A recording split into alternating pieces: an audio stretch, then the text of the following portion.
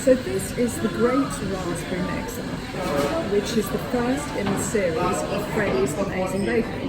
And I just, while eating my cake, thought I would read the beginning bit to you. The story is set in a town called Belleville. Look, here is a map of it. As you can see, it's a delightful place, just the right size and crisscrossed by spider's web of pretty canals, perfect for boating in summer and skating in winter, which are lined with cherry trees and tall old houses. Belleville is the sort of town that loves a celebration. So, in winter, when the first snow falls, all the townspeople gather in the main square and drink hot punch and eat ginger cake and wish each other a happy winter. In the springtime, when the cherry trees burst into floaty pink blossom, each canal holds a street party to celebrate.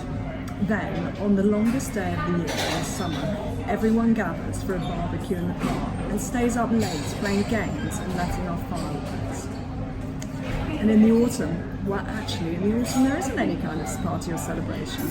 And since autumn can be a bit sad, what with all the leaves falling off the trees and it getting dark so early in the evening, everyone was delighted when Mrs. Vanderloon of Vanderloon's Hotel, quite the grandest hotel in Belleville, decided to hold a baking competition for what could be jollier than that.